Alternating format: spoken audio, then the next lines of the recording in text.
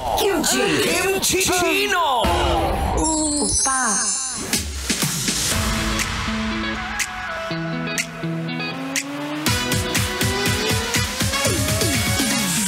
Isang malakas na sigaw para sa mga taong pagkahilig-hilig ng AFAM. Shoutout sa inyo, yung mga gusto ng foreigner, yung mga gusto ng oversized. Oversized na pagmamahal, oversized na height, o pwede rin namang oversized talaga na paa.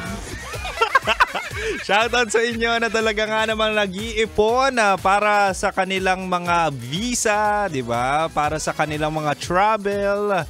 Meron akong mga kakilala dyan pumunta pang South Korea para lang makakita ng opa. Ewan ko ba, nandito naman sa 90.7, nandito naman ang spicy opa na si Kim Chino. Mahal, mahal, mahal. Nandito na ako, ang spicy opa nyo. Ako to si DJ Kim Chino at makakasama nyo ako 69 tayo. Ngayong gabi 6 to 9 p.m. Ako ang iyong makakabanding, makakakwentuhan at mapag-uusapan natin ang talagang sarap ng Pinoy na kayang ibigay sa'yo. Wow! Anyway, mahal, napaparami na yung mga taong nag-iiba na ang panlasa. Nasa Pilipinas pero ang cravings, ibang delicacy. Ewan ko sa inyo, bakit ngayon na-appreciate nyo na yung Hungarian sausage? Pero dati okay lang naman yung tender juicy.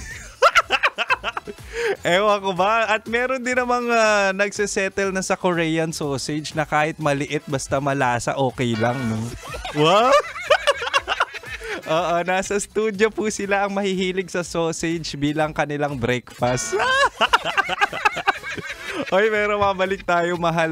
Sa dami ng opportunity at sa dami ng tao sa Pilipinas, why not itry mo naman sa Pinoy? Minsan kasi humahanap ka pa ng iba, nandito naman sa Pilipinas, 'di ba? Nag-iipon-ipon ka pa, nagpapa-approve ka pa ng visa. Pwede mo naman jowain ang Pinoy. Merong ibang flavor ang mabibigay ng mga Pinoy katulad ko. Talaga nga naman, oo. Sige, tonight sa ating Chinitox, usapang pag-ibig mula sa chinito ng buhay mo, ibibigay ko ang 3 rason kung bakit masarap ang Pinoy. Masarap mahalin. Masarap mahalin ang Pinoy. Eto na, para hindi naman puro AFAM ang iyong tinitikman at yung iba dyan sa sobrang gusto ng AFAM naglalaway. Anyway, mabalik na tayo, mahal. Una, masarap mahalin ang Pinoy kasi sila ay maalagang tunay. Ito yung sinasabi natin na thoughtful, na talagang simpleng ubo lang minsan ay talagang hindi lang gamot sa ubo ang mabibigay. Pwedeng bigyan ka rin yan ng mga tea.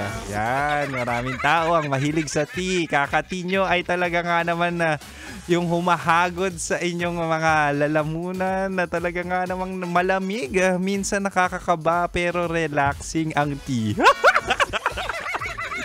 Ayan, yung friend kong Angel ay Angel pangalan pero ang hilig sa ang hilig sumubo. Ang hilig sumubo ng mainit na tsaa. Tsaa ba? Sinusubo ba ang tsaa? Hindi, mahilig siya mag-swallow. Mag-swallow, lumunok ng tsaa. Pero mahal, going back, ang mga Pinoy, kapag minahal ka niyan, ay talaga nga namang kaya kang alagaan 24/7. So, may times na pwedeng kulang sila sa budget at hindi naman ganun kalaki ang kanilang mga pera sa bulsa, pero pwede na ang average Ang average minsan sa performance o kung paano mo na lang gagastusin yung pera ay talaga nga namang makaka-enjoy ng date, di ba? Example si Kim Chino, hindi man ganun kayaman si Kim Chino, Pinoy at heart tong chinito na to, pero kapag minahal ka nito, kayang-kaya kang tratuhin ng tama. Na kahit sa isaw-isaw lang, tusok-tusok ay sinasabi ko sa'yo, babaon ang aking pagmamahal.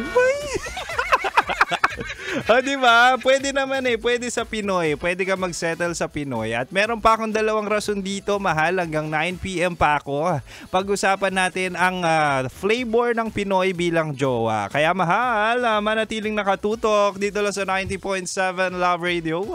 Kailangan pa bang i-memorize yan? Basic!